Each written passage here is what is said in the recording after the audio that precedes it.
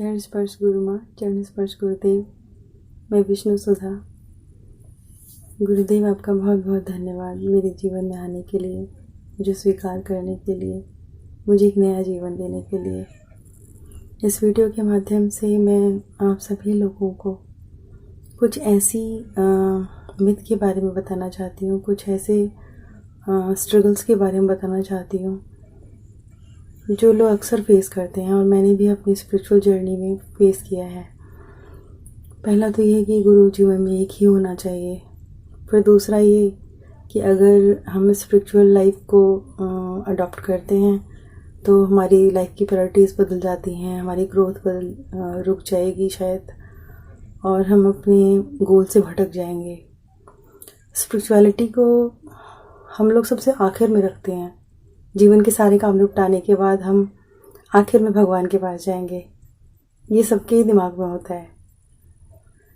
और कई बार सच में प्यास लगी हो और सच में अंतरात्मा तड़प रही हो, फिर भी बहुत सारी चीज़ें ऐसी दिमाग में होती हैं जिसकी वजह से हम खुद को आगे बढ़ने से रोकते हैं।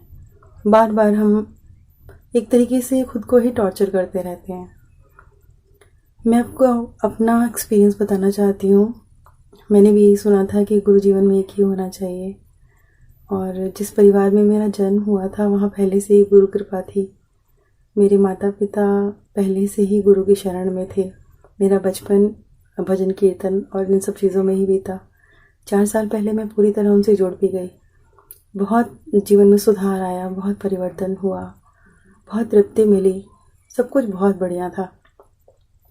पर उसके बावजूद अपने बहुत सारे क्वेश्चंस के आंसर्स और बहुत सारी चीज़ों के लिए मुझे यूट्यूब पर स्क्रॉल करना पड़ता था। और सडनली एक दिन मैंने गुरुदेव के कुछ वीडियोस देखे। पहला वीडियो देखते ही मैं उनके बहुत सारे वीडियोस कॉन्स्टेंटली फॉलो करने लगी, और धीरे धीरे इस तरह पता नहीं चला कब मैं उनसे अंदर ही अंदर जुड़ गई।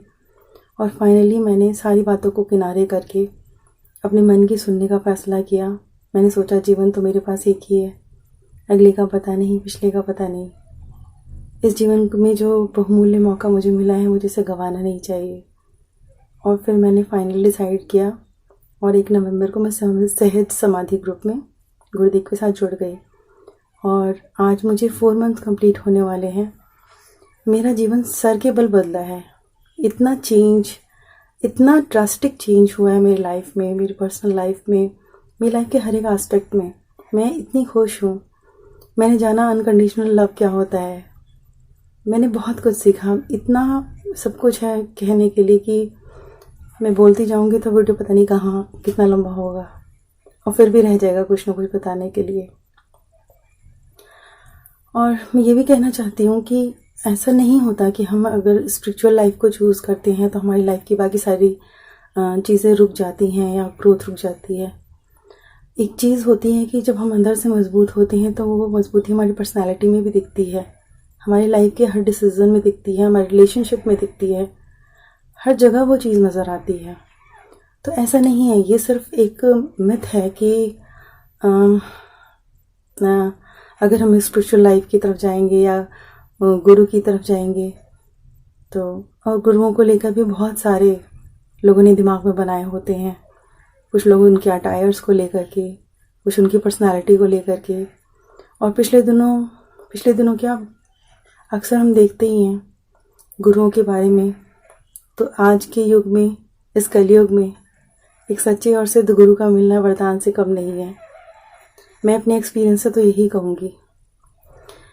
मेरी आप सबसे हम्बल रिक्वेस्ट है, विनम्र प्रार्थना है, अपनी अंतरात्मा की पुकार सुनो, अपनी आवाज़ सुनो, खुद को टॉर्चर मत करो।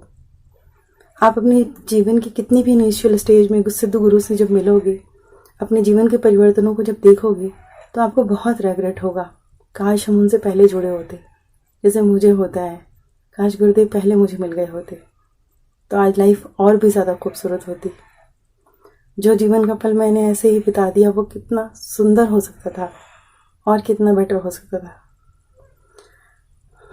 अंत में आपसे यही कहूँगी, अपने आप को टॉर्चर मत करो, फालतू की बकवास चीज़ों में समय व्यर्थ मत करो। अपनी अंतरात्मा की पुकार सुनो। कुछ नहीं रुकता, सब चलता रहता है और बहुत अच्छे से चलता है। जीवन पूरा बदल जाता है, बहुत सुंदर हो जाता है। अपनी अंतरात्मा की पुकार सुनो। धन्यवाद।